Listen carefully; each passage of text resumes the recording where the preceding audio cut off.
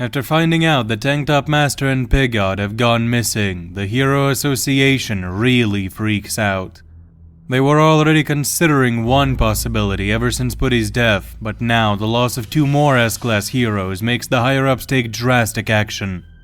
Firstly, they have Metal Knight launch a full investigation into what's going on, as it's clear that their own detectives are worthless in this case.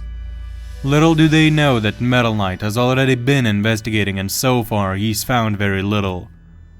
Meanwhile, Zombie Man and Drive Knight are told to halt their search.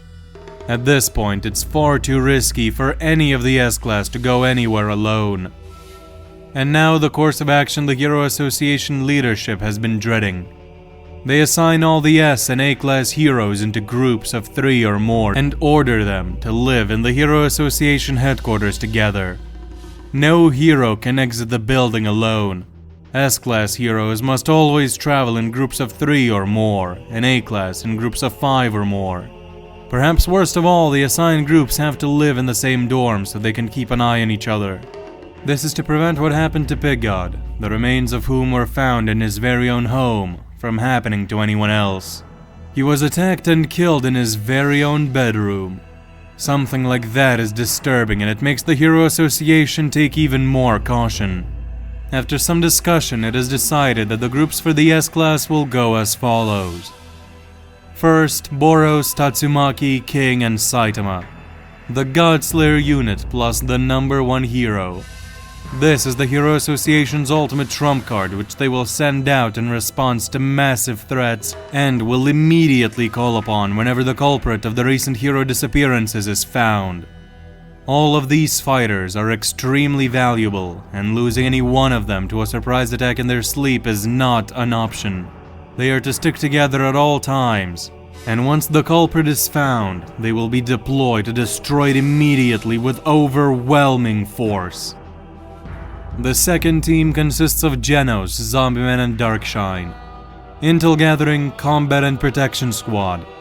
They'll search for the new threat and report any news to the Hero Association.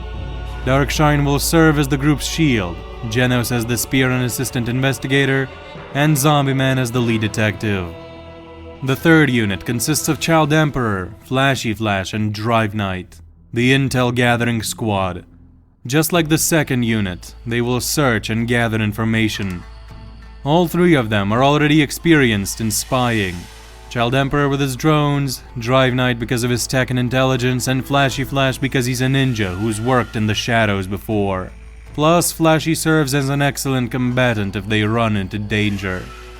Where the association runs into a bit of trouble is Watchdog Man and Metal Bat. The Dogman absolutely refuses to leave City Q for any reason, which is bad when considering all the groups will be on the move all the time. Meanwhile, Metal Bat doesn't really fit into groups 1 or 3, as he's not god level strong and especially not a spy. He could always be assigned to Unit 2 as an additional combatant, but in the end the association decides to assign him to Watchdog Man's location, so the 2 S-Class heroes can protect each other, and Watchdog Man isn't left alone and vulnerable. 2 powerful S-Class heroes together, and with one of them having a nose so sensitive that there's no way they can be sneak attacked, should be able to hold their own at least long enough to call for help and for some other unit to arrive. Even better, the association decides to give every unit a direct line of communication to Boros, so that he can arrive to their location the instant they call. Metal Bat is displeased with having to stay in one city while the others seek out and eliminate the single biggest crisis in the history of Hero Society, but ultimately he puts up with it. Phoenix Man would have also been assigned to this unit, but just days before this announcement happens, he resigns as a hero. The public backlash and pressure was just too much, and the monster decides to just do vigilante work as a hero, and not have to deal with any of the scrutiny that comes with being a professional hero. Besides, this gives him a free schedule, and all the time in the world to raise up Tario. And finally, Group 5. Atomic Samurai and Bang are with Bang's brother, and one of the Psychic Sisters, so they pretty much already make up an S-Class level team. They remain untouched, and are allowed to continue pursuing Garo. Metal Knight is also left alone, as he is deemed safely hidden away. No one knows where his real body could possibly be, so it's probably safer to just leave him where he is. Saitama, King, Tatsumaki, and Boros is a group that the Hero Association has pretty much no control over, given that they're far too strong to be ordered around. Tatsumaki is also out training, so she's not even available at the moment. Saitama just got his new house, so he doesn't want to move anywhere, and Boros is in the exact same situation with his new home, so he doesn't even bother going to this new place. That is until the alien is told that he would be living with King if he accepted the offer. Yes, this is an excellent chance. Boros has wanted to go at him from the start, from the very first moment they met. This is the perfect opportunity to spar with King and see what he's made of. As for King himself, worried about his safety and that whatever's attacking the other heroes might eventually come after him, the man eagerly agrees to live in the Hero HQ. And so, King is left to live in the same apartment as Boros. The alien keeps asking King to fight him, but he always refuses due to various reasons. At one point, Boros tries to punch King from behind to test him out, but by sheer chance, the man just so happens to turn around and glare at that exact instance, causing Boros to freeze up. The gaze is so intense that even the Cyclops is shaken, and backs off for the day to go patrol and train some more. The next day, the alien approaches King once again, finding the man playing some weird video game.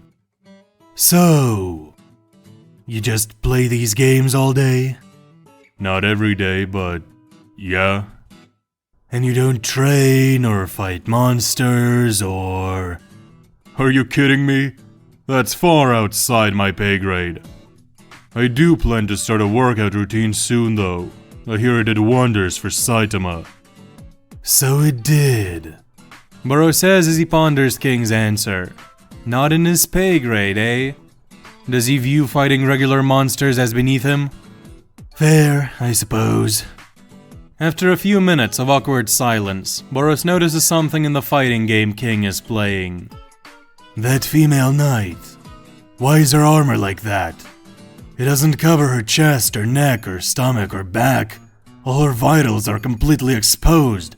This barely even qualifies as protection. That's called fan service. Fan service? What in the world is that? One brief explanation later, Boros walks out of the room mumbling something about stupid humans. After a few days of this, Boros deems King to be too weird for his liking and goes back to live in his own house again. While Boros is tormenting King, Darkshine convinces Zombieman and Genos to help him track down Sonic. The big guy finally feels like he's ready to face the ninja once again, and this time he swears to himself that he will not crumble in fear. Before the group departs from the Hero HQ, Metalbat approaches Darkshine to talk to him for a moment. The punk hero can see the muscle tank feels a little nervous and seems on edge. And since they've been training and sparring for a while together now, Metalbat feels a responsibility to encourage his newfound friend a little. You here to wish me luck? Nah, you don't need it. You've got this. I just want to give one tip before you go. What is it? Remember, big guy, being brave is not about not feeling fear. It's about feeling it and still pushing on. Even if you get scared, just keep pushing, man.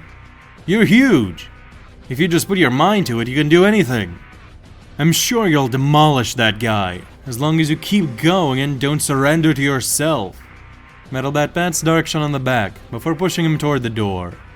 Now, go kick that ninja's ass. Darkshine smiles.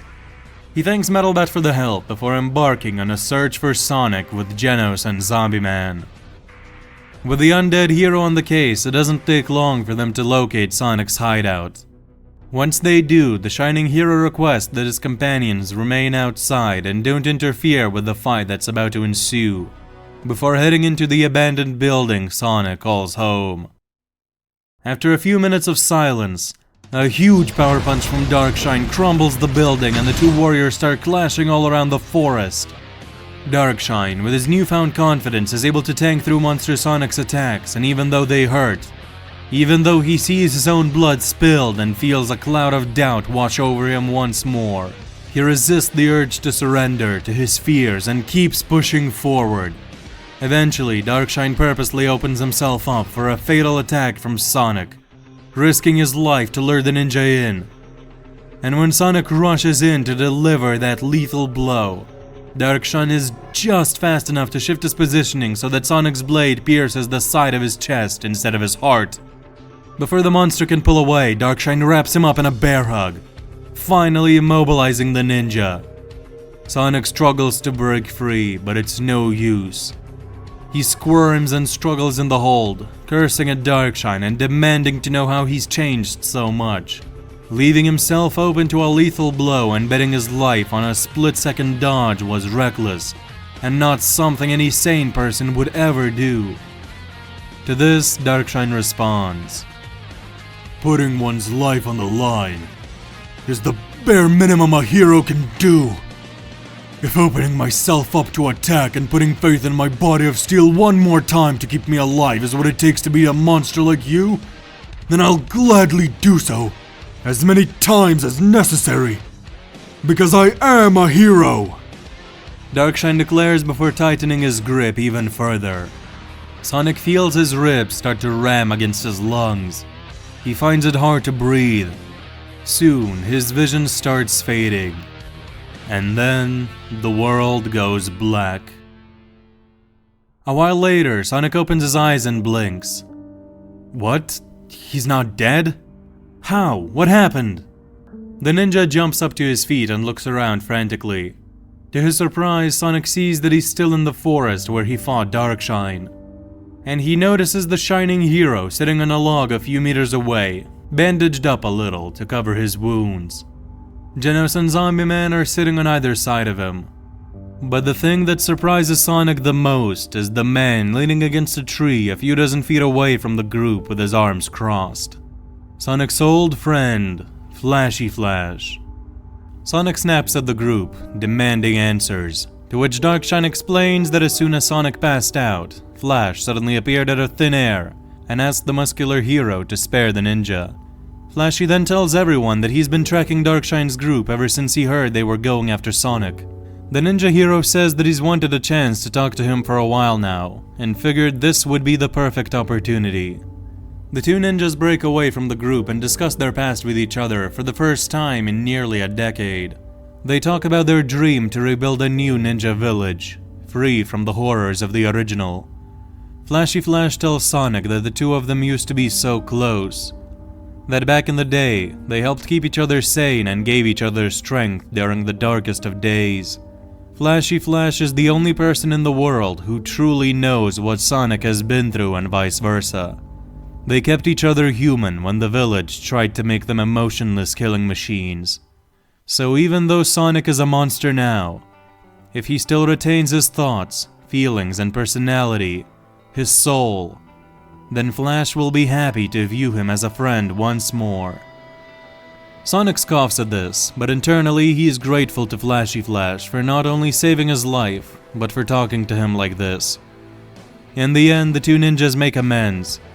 They return to Darkshine's group and, after a bit of apologizing, Sonic decides to tag along with them for a little while, but just because Flash is with them. Genos asks the ninja hero where he left his two teammates, Drive Knight and Child Emperor, and Flash explains that they're in Child Emperor's laboratory working on some inventions.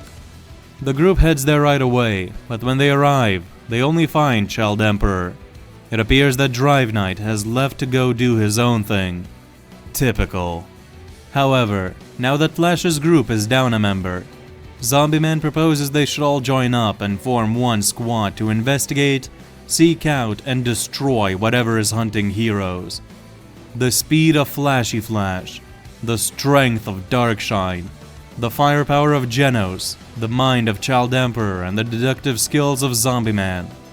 There can be no better team to track down and eliminate the looming threat. And if Sonic tags along too, well, that's just extra.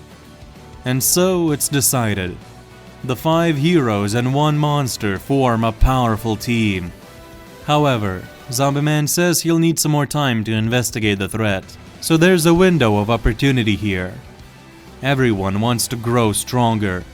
The existence of God, Saitama, Blast, and Boros really humbled Flash, and his confidence in his abilities diminished, especially when paired with how he wasn't much help against the water creature that attacked the Hero HQ a while back. Darkshine wants to get stronger for all those reasons, and for the fact that he still got injured by Sonic during their last duel. Clearly, there is still space for his muscles to grow. Sonic wants to defeat Saitama and surpass Flash. Genos is always in need of more power, and Child Emperor feels he's been useless recently. Everyone is eager to use this time to improve. Child Emperor comes up with a brilliant idea. He's seen that the Hero Association has certain chambers where gravity can be increased. That's where Darkshine often lifts. So the kid decides to replicate that effect on a bigger scale. Using all his resources and machinery, as well as assistance from some drones of Metal Knight, he is able to build a large gravity chamber next to his laboratory in a relatively short period of time. That's where Darkshine, Sonic, and Flashy Flash will spar and do most of their training in the foreseeable future. And while they train, Genos goes to seek out a new upgrade from Dr. Kuseno. An improvement that would propel him to never-before-seen heights. Genos asks the doctor if it would be possible to use all the energy stored up from Boros to upgrade his body.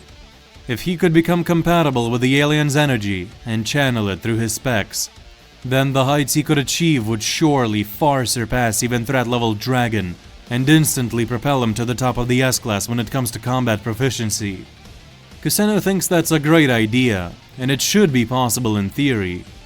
Back when Boros was wearing his hero armor, it collected a ton of his radiating power and stored it in various facilities all across the continent. Now, channeling all of that into Genos should be possible if he has the body capable of handling it.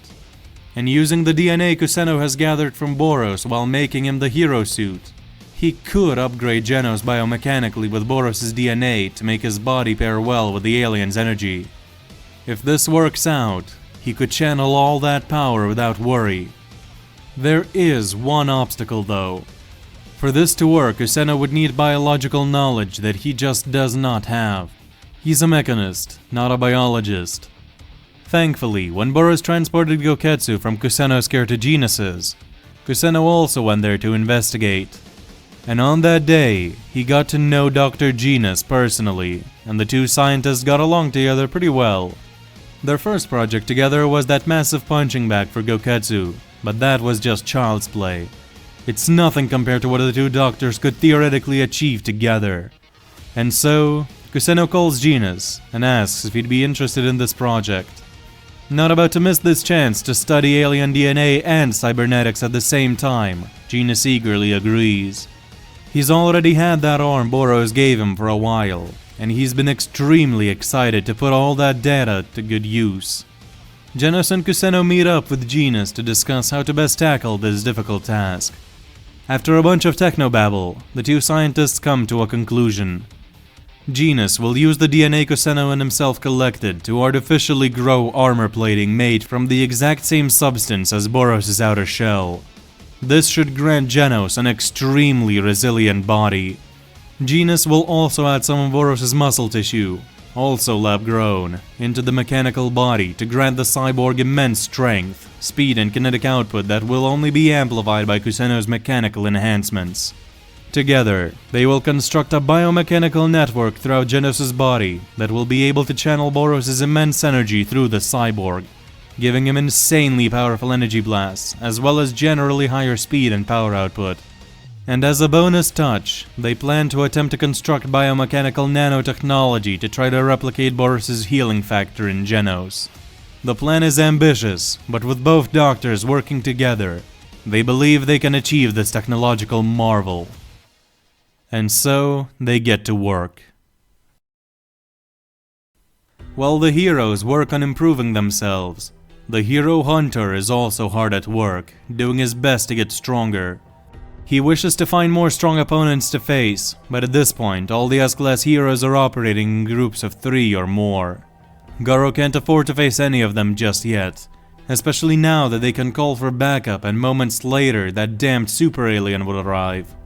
He let Garo escape once, but the hero hunter doesn't want to take his chances with him a second time.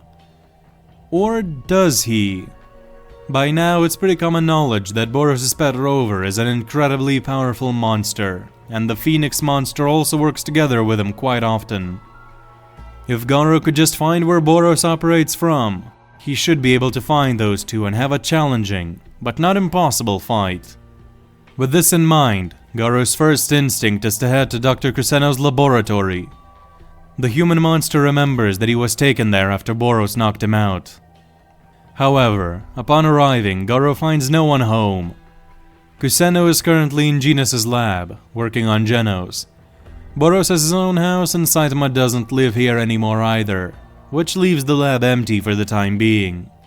The hero hunter breaks into the building, triggering some alarms and defense systems, but those don't bother him.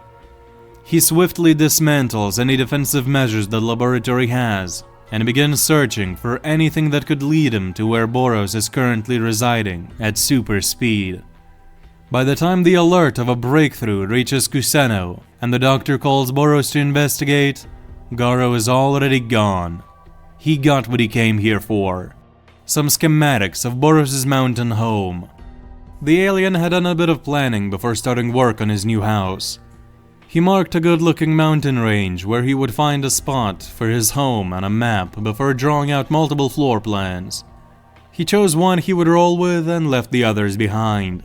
That's how Garo is now able to get a hold of the approximate location of the alien's home. A couple days later, Boros rests at home in a pool of magma, with Rover and Goketsu splashing in a nearby hot tub the size of a lake, with the water reaching boiling temperatures.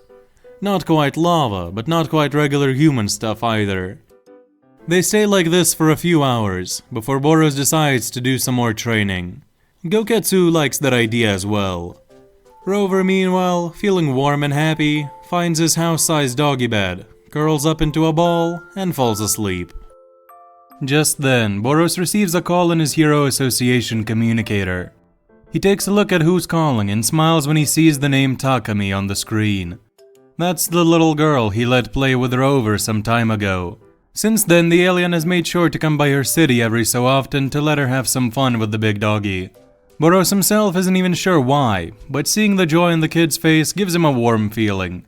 Therefore, he is willing to visit her from time to time to make her happy.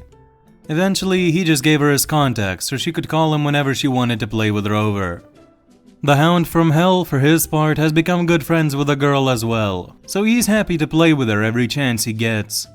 Boros picks up and greets Takami before telling her Rover is sleeping soundly at the moment.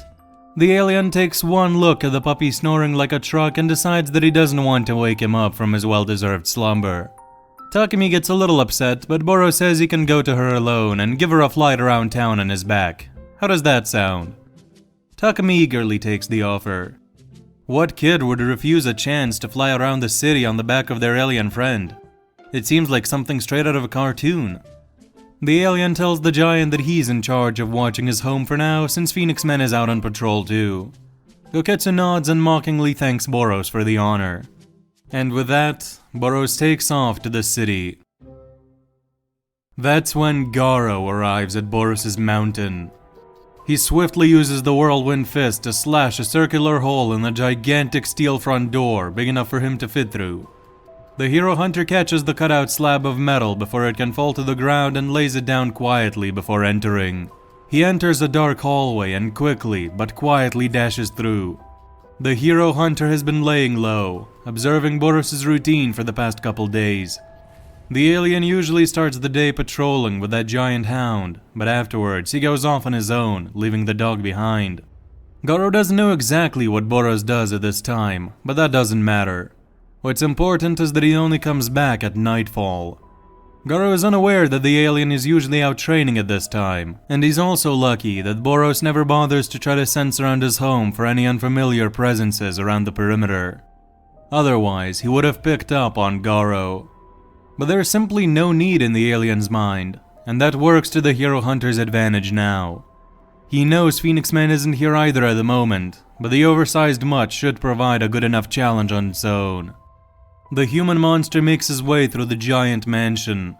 It's a huge maze and Garo has a bit of trouble navigating, but soon he hears something unexpected. The sound of colossal punches hitting something akin to a punching bag. The hero hunter stops. What is this? There's no way the hound could be doing these rhythmic attacks. But neither Boros nor Phoenix Man are home, so what gives? Garo decides to investigate. He arrives at the doorway of the room where the sound is coming from and his eyes go wide. He recognizes this creature all too well. Goketsu, what are you doing here? The hero hunter shouts as he walks into the oversized gym. The monster turns around, confused, and peers down at the intruder. After a few seconds, Goketsu grins. Well, well. If it isn't the brat who I've been dying to fight! The monster cackles. I have to say, it's a surprise to see you here, Garo. I was thinking I'd have to track you down eventually. But instead, you came to me yourself. Hilarious! Shut up. I didn't know you were here. But hey, this is a great opportunity. You're an S-class level target for hunting. When I first figured that you were probably dead, I was disappointed that I wasn't the one to finish you off. But now that you're right here in front of me, I'm overflowing with joy. I'll finally settle our score! Huh. You talk big for a brat. Goketsu cracks his knuckles and neck before walking over to the hero hunter and looming over him. Let's see if this time you're more worthy of your master's legacy. Bring it. Right on cue, Goketsu kicks Garo straight in the face and sends him flying into a wall so hard the entire mountain trembles. With a deafening bang, the hero hunter crashes through the layers of rock and soon emerges on the outside of the mountain. He flies a few dozen meters before finally slamming his feet down into the ground. Garo slides back for a few seconds before finally coming to a halt. The hero hunter gets up and spits a drop of blood out of his mouth. Goketsu leaps out of the mountain and lands in front of Garo. I'll get a scolding for the damage to the house. But after seeing I brought you in, I'm sure Boros won't mind. In any case, I'm impressed. A kick that strong would have turned you into a pancake the last time we fought. I see. So you've gotten stronger since then too, huh? That kick certainly packed more oomph than I would have expected from you before. The hero hunter grins. Just then, a tectonic howl echoes through the mountain range, and a moment later, Rover's head busts through the side of the mountain, causing a small avalanche of rubble to make its way down the cliff. The enormous hound from hell leaps out of the hole and lands next to Goketsu, who looks over to him and pats his back. My apologies, boy. My kick must have woken you up. Damn. It looks even bigger up close. The human monster says as he stares up at the towering dog, who looks down at him curiously. Rover, this is the enemy. Our objective is to crush him into oblivion. Goketsu says, and the hellhound lets out a howl. Command received. Don't think that's gonna be easy. I'll kill both of you together if that's what you wish. Garo smirks as he stares the two Goliaths down before taking a fighting stance. Now this should be a great challenge. As the battle starts, elsewhere in City P, A-class heroes Golden Ball and Spring Mustachio sit down for some good old beer. You know, I've been considering something. How mad would you be if I quit being a hero? Golden Ball asks as he takes a sip of the drink. Mustachio considers his words for a moment before responding. Does this have anything to do with the recent hero deaths? Yeah, This job is just... well, it was never safe to begin with. We all leapt in knowingly risking our lives.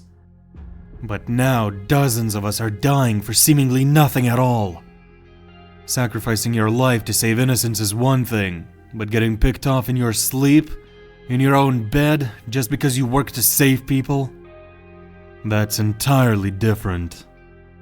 I see what you mean. But you know, there's a lot of people out there who really count on us heroes to make a difference. If we quit, who'll protect them? But my family is counting on me too. I have a wife and kid, man. They need me more than the rest of the world. Besides, Boros and King, as well as that one hero in the yellow outfit, could easily reach any place on Earth if the emergency arises. If they really put their minds to it, they could end monster attacks in general. Quite frankly, it's making me feel quite obsolete. Well, that's not a completely invalid point, Mustachio admits, taking a sip. But I don't know about this Boros. You know the whole thing is kinda fishy, right? And regardless, they can't devote all their time into dealing with small fries that appear on the daily. So we're just the cleanup crew that takes care of the worthless trash while those guys deal with the real threats, huh? Sounds about right. Golden Ball laughs dryly. In any case, I wouldn't blame you for resigning. Times are uneasy. I can understand the desire to just live a peaceful life with your family. Spring Mustachio gives his friend a pat on the shoulder. Well, thanks, man. He smiles. The two friends take a swig together. And what about you? Do you plan to continue being a hero? I believe so. This is all I've got. Honestly, I wouldn't know what else to do if I quit. He chuckles and Golden Ball nods. Yeah. Best of luck to you. Who knows what the future will hold for the two of us. But, no matter what, let's keep in contact, alright? Of course, friend. I'm afraid neither one of you has a future to worry about. Golden Ball and Spring Mustachio freeze up. A dark aura engulfs the room as Golden Ball feels, and Mustachio sees a tall figure made of metal standing behind the slingshot hero. The two of them break out into a cold sweat. You're... That's right.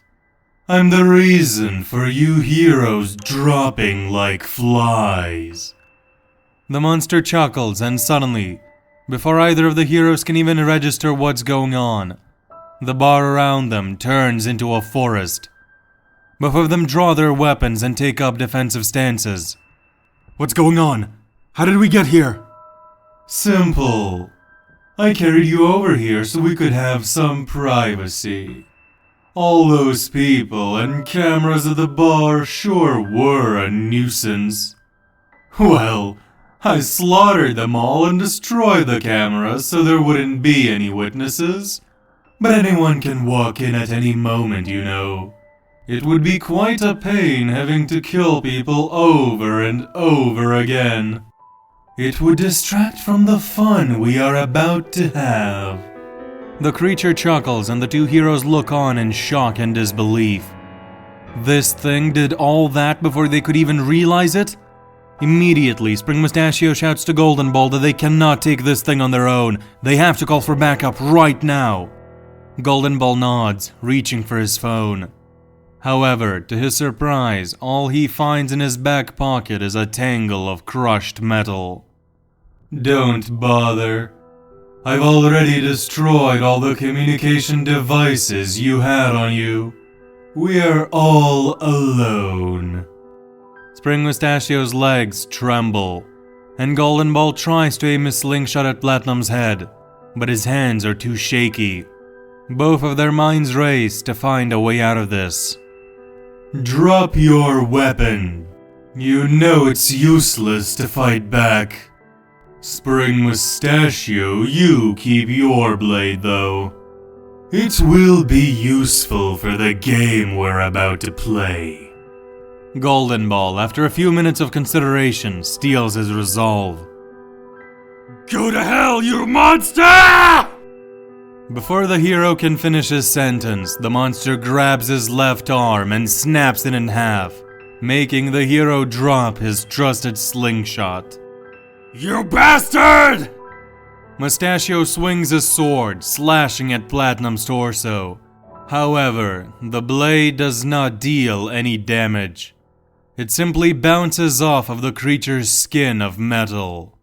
I told you, it's useless. Platinum smirks before forcing the two heroes down on their knees. Now, we're going to play a game.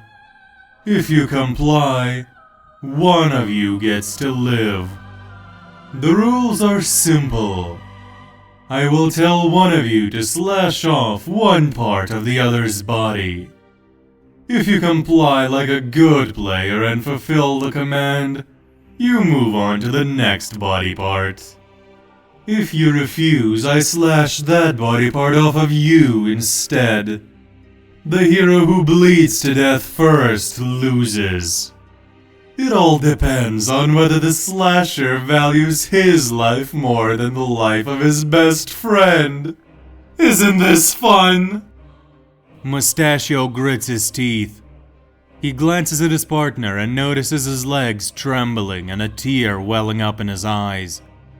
The slingshot hero has a family to worry about. He can't die here. No way in hell. But Spring Mustachio also has loved ones to care for. Just what did they do to be pulled into this? Meanwhile, Platinum simply smirks. No response. I'll take that as your compliance to cooperate. Golden Ball.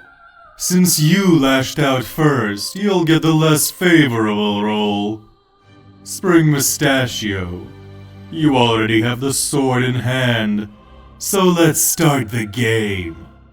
Cut off his left index finger. Mustachio stares down at the sword in his hand. He feels his shaking grip tighten around the handle. Do it. The hero glances up at Golden Ball, and his best friend looks him in the eyes, tears streaming down his cheeks.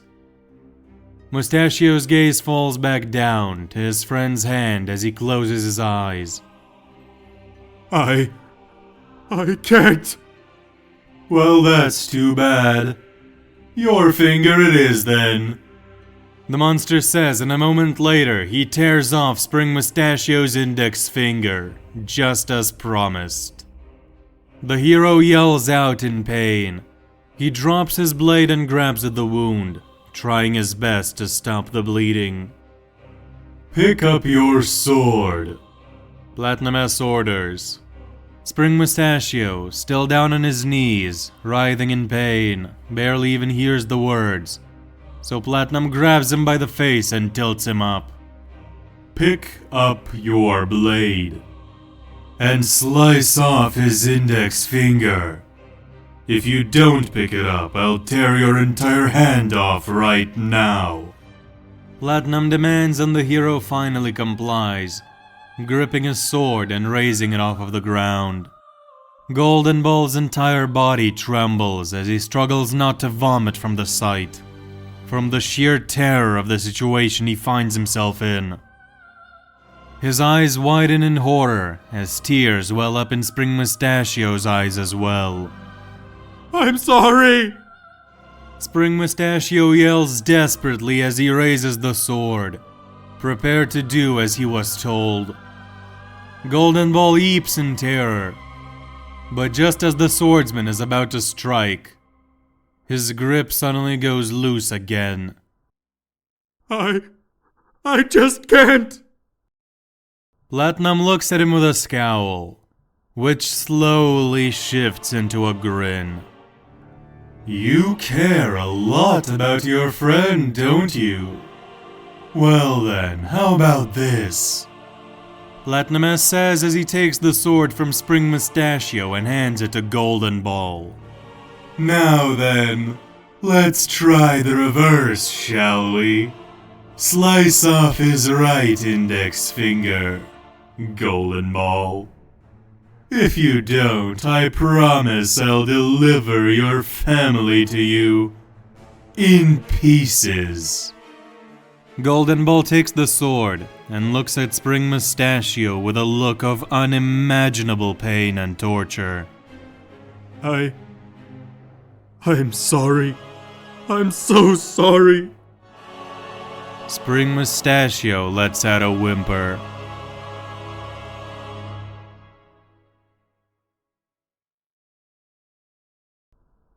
Garo redirects a massive punch from Goketsu, which smashes the ground hard enough to send a shockwave through the earth, strong enough to crack a nearby mountain.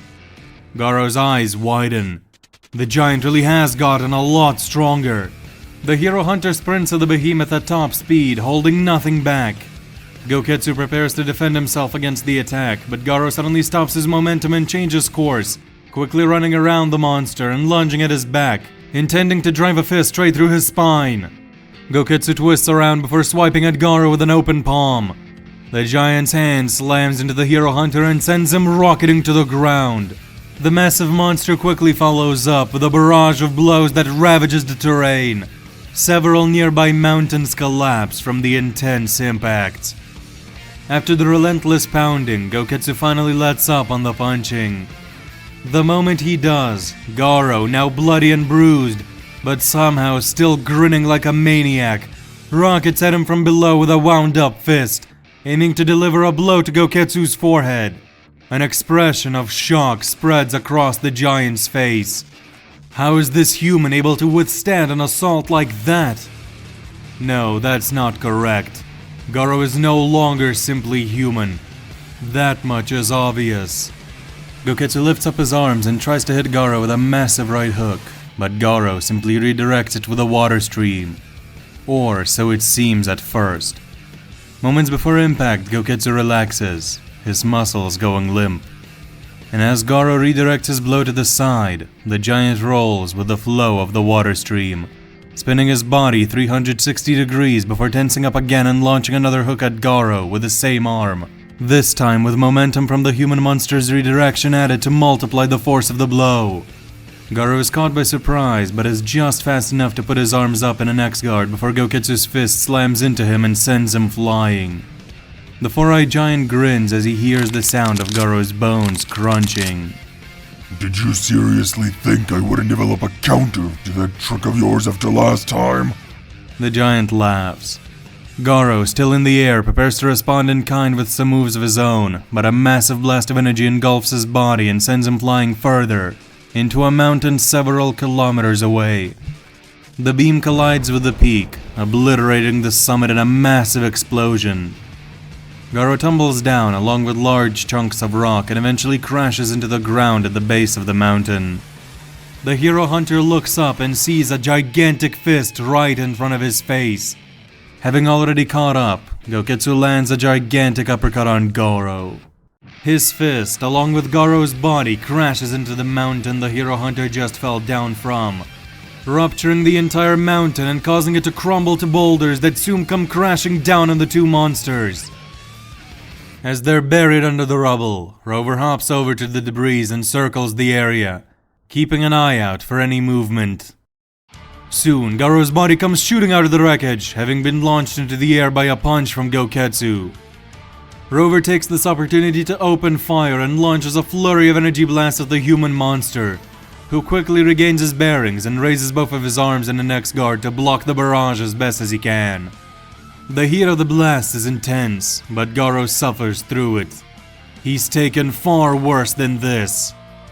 While the hero hunter's vision is blinded by all the explosions erupting on his body, Goketsu breaks out of the rubble and leaps into the air before delivering a double hammer fist blow to Garo's skull, sending him crashing down into the ground hard enough to cause much of the debris to fly into the air from the impact.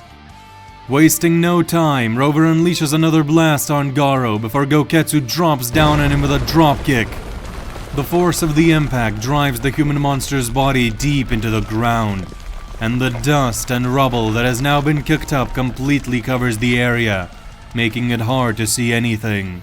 Rover, don't let up! We cannot give him time to! The giant is interrupted when Garo suddenly uses both of his arms and legs to push Goketsu's foot into the air, and slips out from under it before jumping at the monster's face. The hero hunter spins in the air before delivering a furious roundhouse kick to Goketsu's nose, breaking it completely. As gravity catches up to the human monster and he starts to fall, Garo unleashes a barrage of punches and kicks as he descends from the air, hitting Goketsu's chin, then neck, then chest, then stomach, before finally the giant regains his bearings and delivers a knee strike to Garo, sending him flying out of the dust cloud. Seeing this, Rover takes aim and fires again, but Garo uses his martial arts prowess to redirect all of the blasts mid-air. The balls of heat fly in all directions, laying waste to the mountain range and starting numerous forest fires. Soon, Garo drops down to the ground and lands gracefully. That the best you've got? He smirks at the two monsters as the dust cloud finally settles. Goketsu quickly jumps over to Rover to regroup. He examines the situation carefully. Garo is bleeding all over. His body is covered in bruises and burns, and no doubt he has many broken bones by now. Yet somehow he's still standing and still smiling. Goketsu himself feels serious aches in all areas Garo has hit so far, and his broken nose has quite the annoying sting to it. Meanwhile, Rover is still barely touched. They have the advantage in numbers and firepower, but that is more than made up for by Garo's durability and sheer endurance. While in theory the two monsters should have the edge here, Goketsu knows Garo will keep evolving. The punches the hero hunter threw just now were already substantially stronger than the ones he dished out at the start of the fight. They have to end this fast, or else. Hours later, Latnames sits in the forest next to the gutted corpse of Spring Mustachio. A few feet away, on his knees, the shell of a man who used to be a respected and loved hero, Golden Ball, whimpers, uttering inaudible pleas. He's covered in his friend's blood. Latnames lets out a sigh. As entertaining as that was, you humans fold far too easily. You feed a man his best friend's heart and he's already broken. The fun barely lasts. Golden Ball doesn't respond. I need a better plaything. The shining monster stares off into the distance and smiles. Boros promises to be much more fun.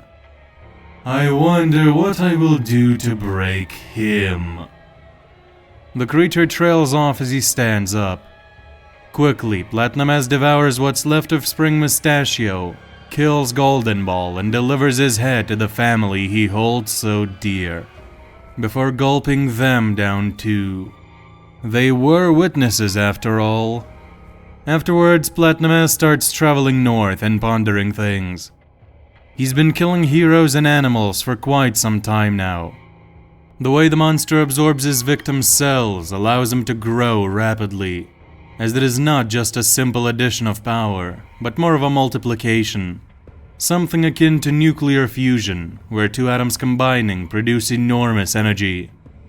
A similar model applies to the monster, though to a lesser degree.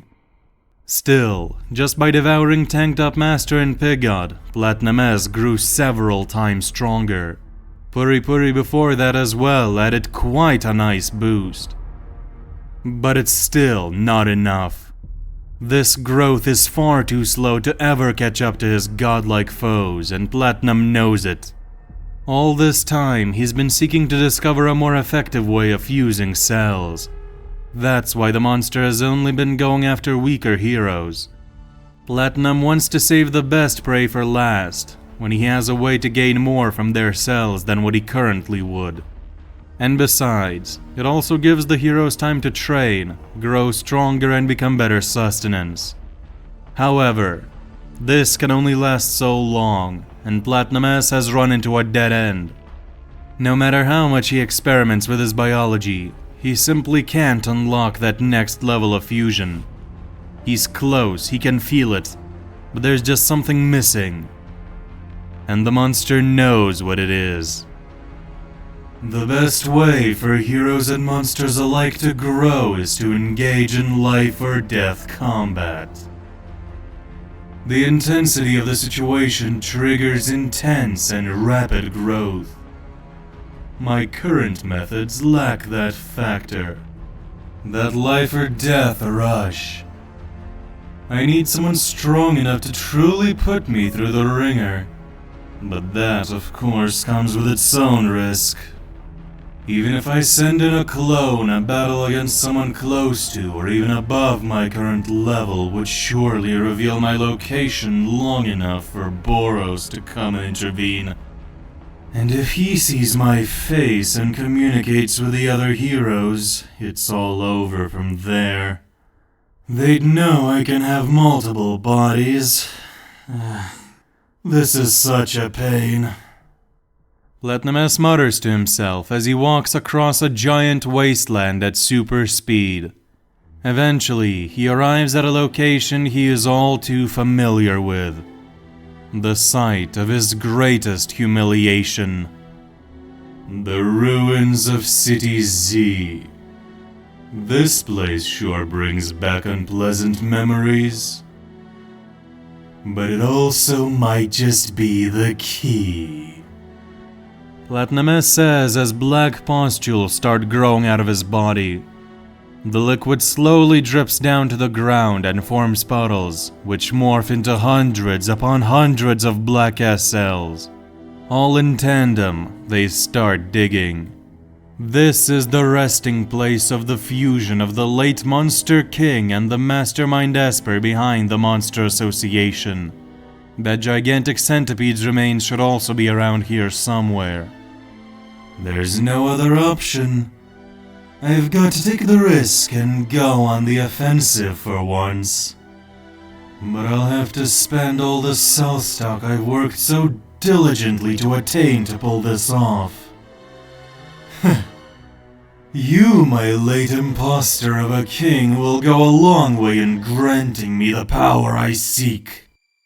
If inferior livestock such as Tank Top Master could raise my strength several fold, I can only imagine what power I shall attain from you.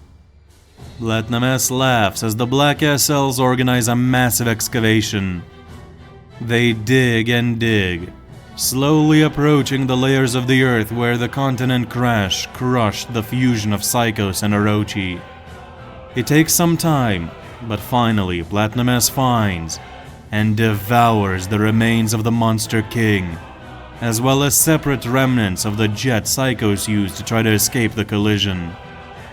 Thankfully, monster corpses are different from those of humans, so while Psychos Orochi did get splattered, it did not compose nearly enough to not provide a massive boost to Platinum S's cell stock. Unfortunately, Platinum fails to find Sage Centipede. Unbeknownst to him, the insect's entire body was vaporized by Boros, so he was never an option to begin with. But regardless, with cells from the Monster King as well as the cell stock gathered up until now, Platinum S prepares to take a leap. A leap which, if successful, will force him to evolve to heights never before imagined.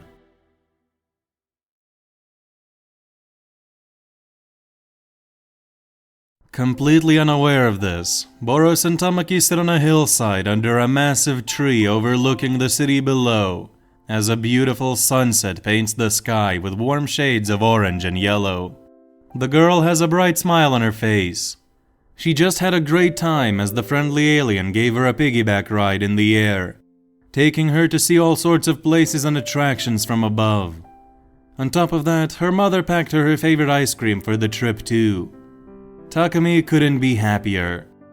The alien meanwhile leans against the tree and observes the girl with a smile on his face.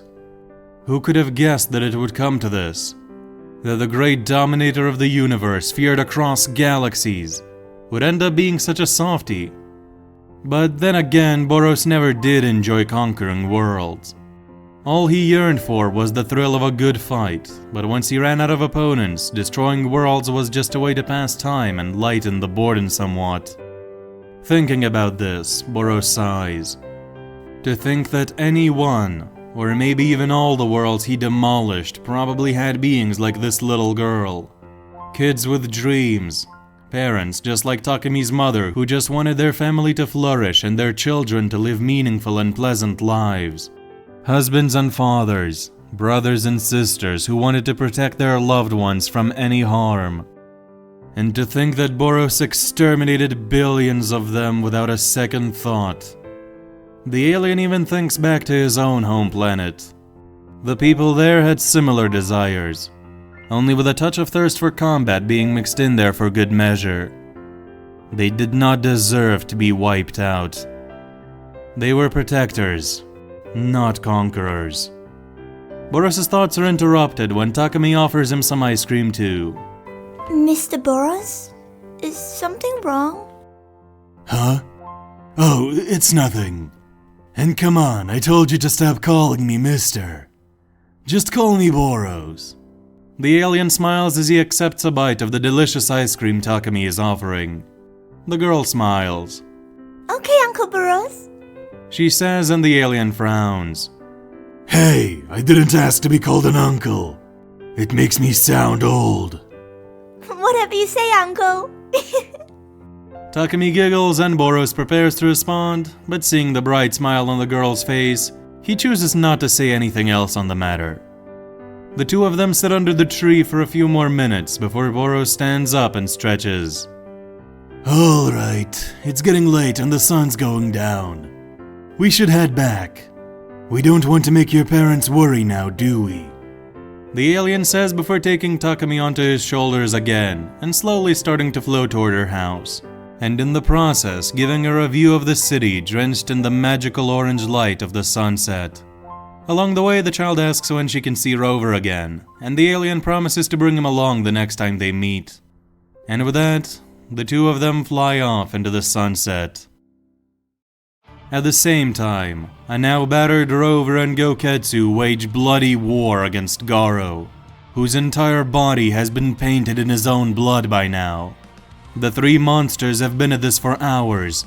The hero hunter and the four-eyed giant clash again and again, throwing massive blows that send shockwaves throughout the mountain range while Rover's blasts tear apart giant chunks of the terrain. However, it's clear that the hound is starting to slow down. Slowly but surely, he is running out of ammo. Goketsu himself is in even worse shape, as several of his bones have been broken. The giant knows they're nearing their limit. Meanwhile, Garo is showing no signs of fatigue. In fact, he's gotten stronger. So much so that he's no longer even using the martial arts techniques of the water stream rock smashing fist, and going in as a raw brawler in an attempt to prolong the battle and get the most out of it.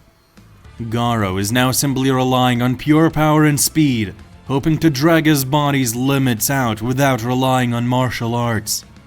Goketsu, of course, has noticed this, and it's pissing him off.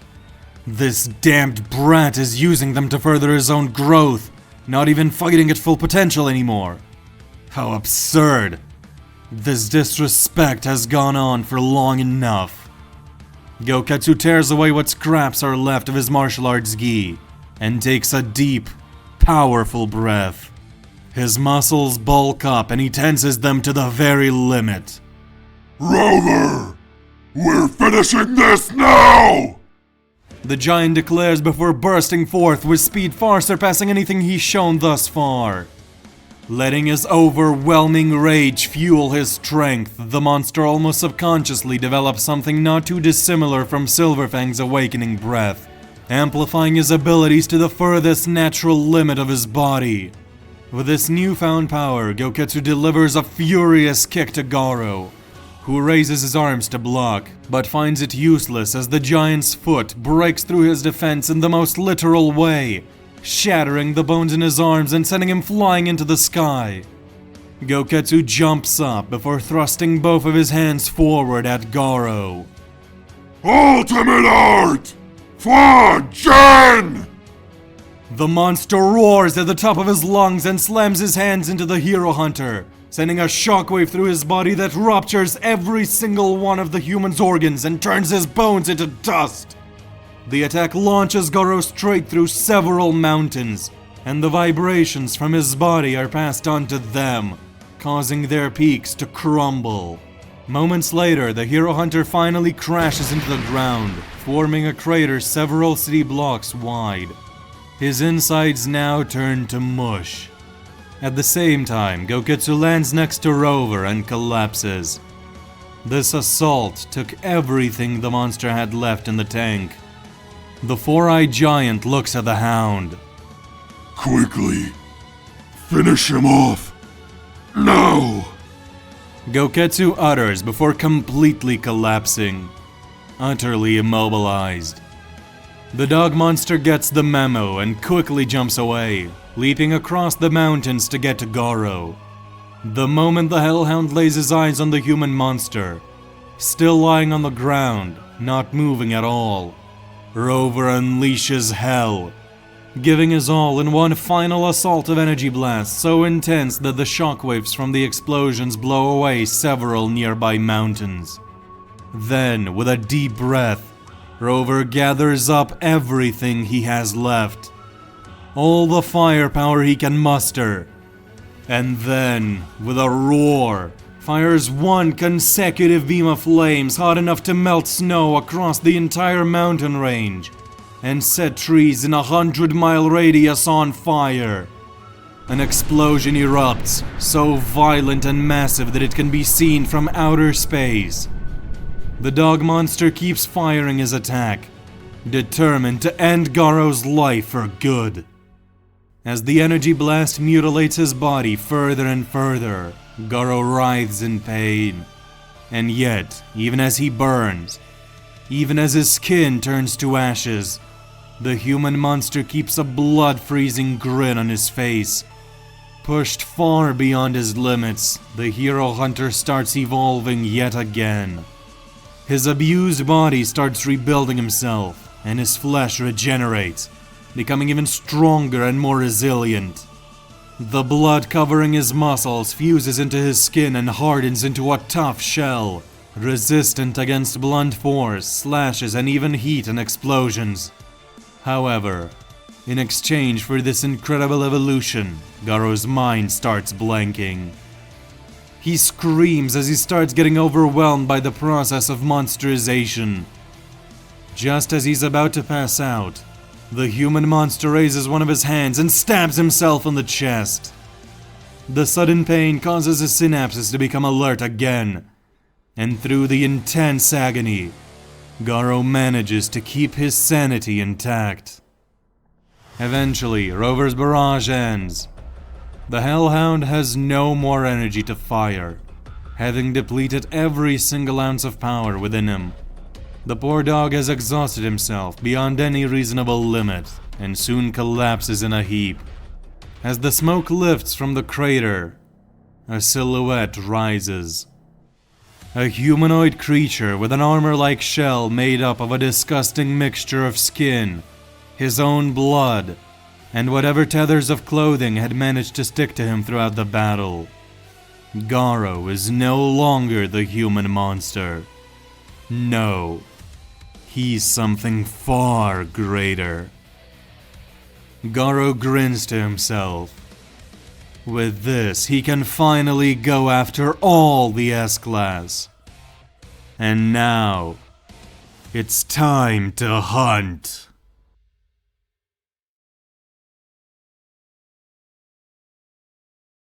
I said no. But why? Amai whines as he follows Saitama, who's walking across his kitchen making dinner. Why do you not wish to take me as your disciple? Look, I don't want any more disciples. I don't have the patience or desire to deal with all the trouble that comes with teaching you. Besides, Genos would get really upset. But I can assure you, I'll make a great student. No! I won't change my mind. Now please, can you get out of my house? But A mime mask stops himself. It's clear that this isn't working. There's no getting through to this man.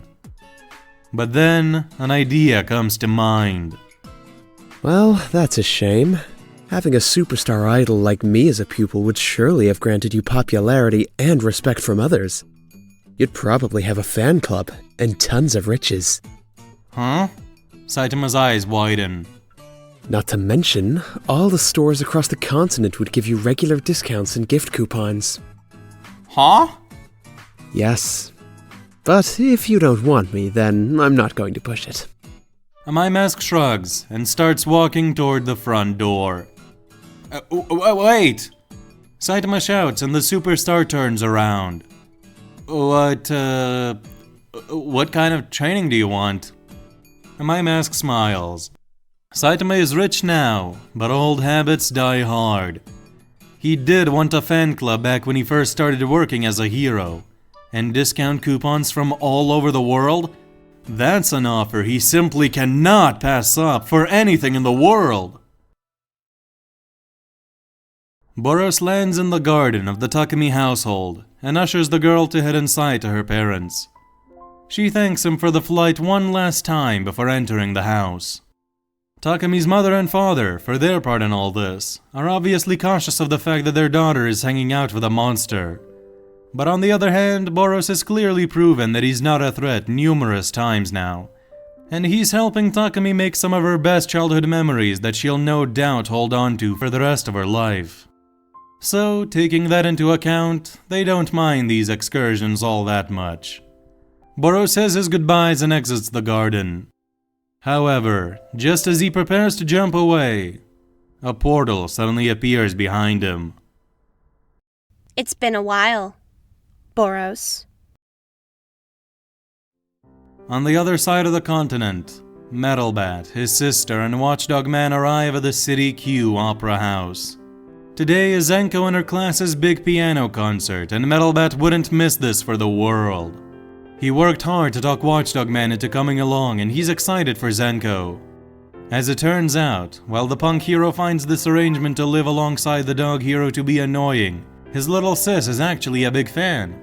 Watchdog Man is her favorite hero, after her big bro of course, and the fact that he's tagging along to watch her concert makes the girl really happy. Metalbat is elated to see it. This concert is sure to be a spectacle. And so, all three of them walk into the building as the sun sets on the night of the massacre.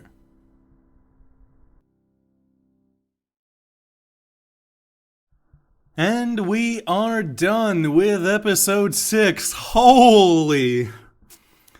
Take a guess how many recording sessions it took me to do this episode. The answer is so many I don't even know anymore. I had to record this throughout like several days. And by the time I finished the recording, the final part of the recording, I already had 20 minutes of this edited fully, like, with visuals, music, and everything. Like, this went on for a while. The recording is almost 2 hours long already, with the 40 minutes, the first 40 minutes, already edited, already cut down, all the pauses, all the starting, already cut down, and this is still an hour and 40 minutes. There's an hour of unedited recording still. This is so bad. There's so much. I don't even know what this turned out to be, but holy. So yeah, let me know what you think. The next part might be 2 hours long, we'll see, depending on how it turns out. But anyways, in regards to one last thing, or a couple things. Firstly, let me know, what do you think about this? Of course, I'm always looking for feedback, you know, did you guys like it, did you not? Like, do you want me to tone something down or turn something up, you know, and everything like that?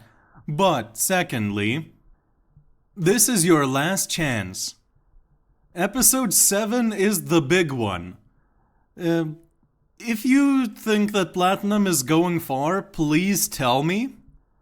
And please tell me now, because if you are signing basically your own grave here, like episode 7, I am like this. What the stuff that happens here is like a 2 out of 10 compared to what happens in episode 7. So please keep in mind, if it comes to that, you asked for it. Okay, this is your last chance to refuse one of the darkest scenes in anime history. I am confident in saying that.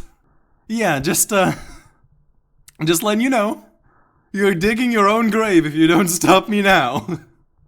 I'm definitely gonna be called a psychopath after that one. But anyways, this was a lot of fun to do, and I hope that you enjoyed it. And yeah, we'll see you next time for the big one, episode 7.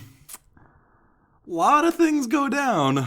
Lots and lots of things go down in that episode, so yeah, I recommend tuning in, and yeah, see you guys next time. With nothing else to say, I wish you a good rest of your day. Goodbye.